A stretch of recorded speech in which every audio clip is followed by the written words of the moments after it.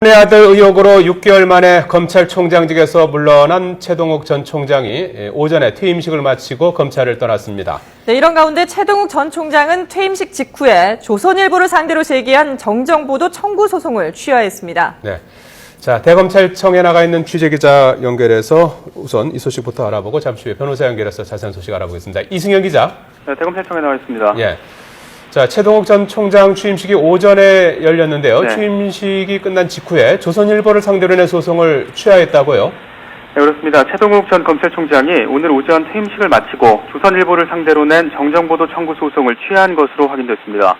최 전 총장 측 변호인은 오늘 서울중앙지법에 정정보도 청구 소송 취하서를 제출했다고 밝혔습니다. 최 전 총장은 변호인을 통해 이제 무거운 짐을 내려놓고 평범한 국민의 한 사람으로 여생을 살아가고 싶다고 말했습니다. 또 유전자 검사를 통해서 설사 1심에서 승소하더라도 장기간 공방이 불가피하다는 의혹만 확산돼 소송을 취하했다고 설명했습니다. 또 소송과는 별도로 유전자 검사는 계속 진행한다는 입장이라고 밝혔습니다. 일단 유전자 검사를 진행해서 의혹의 진상을 파악한 뒤에 본격적인 소송에 나서겠다는 의도로 파악됩니다.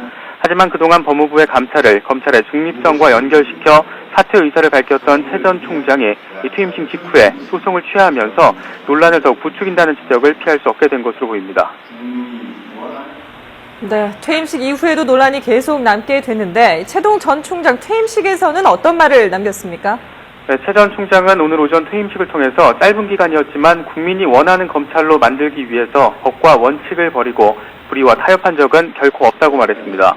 또 진리는 반드시 따르는 자가 있고 정의는 반드시 이기는 날이 있다는 말로 국민이 원하는 검찰로 나아가야 한다고 거듭 당부했습니다. 최 전 총장의 퇴임사 잠시 들어보시겠습니다. 검사 최동욱은 비록 여러분 곁을 떠나가지만 우리의 꿈이 사라지는 것은 아니며 검찰의 윤기 또 검찰 가족의 단합과 긍지는 변함없이 지속되리라 믿습니다. 진리는 반드시 따르는 자가 있고 정의는 반드시 이기는 날이 있습니다. 여러분 모두가 지혜를 모으고 힘을 합쳐 의연하게 나아가면 반드시 국민이 원하는 검찰로 우뚝 설 수 있을 것입니다. 네, 하지만 법무부의 진상조사 결과 발표에 대한 별도의 언급은 없었습니다. 최동욱 전 총장 퇴임으로 또다시 총장 공백 사태를 맡게 된 검찰은 당분간 길태기 대검 차장이 이끌게 됩니다. 자, 이승현 기자. 네. 최 총장이 공식 퇴임한 뒤에 이제 후임 총장 인선 작업도 본격화되겠죠? 네, 그렇습니다. 법무부는 곧 검찰총장 후보 추천위원회를 구성할 계획입니다. 2011년 개정된 검찰청 법에 따라서 후보 추천위를 구성하게 됩니다. 최동욱 총장은 추천위 추천으로 임명된 첫 번째 검찰총장이고 이제 이번이 두 번째가 됩니다. 추천위는 검찰 안팎에서 물망에 오른 인사들 가운데 후보를 3명 이상으로 추려서 법무장관에 보고합니다. 장관은 이 가운데 1명을 대통령에게 임명 제청하고 후보자는 국회 인사청문회를 거쳐 최종적으로 임명됩니다.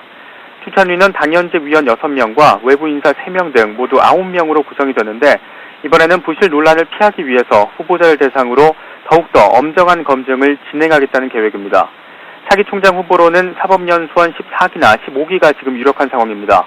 외부 인사로 분류되는 14기에서는 김진태 전 대검 차장과 노환균 전 법무연수원장, 또 안창호 헌법재판관 등이 거론되고 있습니다. 검찰 내부 최고참인 15기 가운데에는 길태기 차장과 소병철 법무연수원장이 물망에 오르고 있습니다. 지금까지 대검찰청에서 YTN 이승현입니다.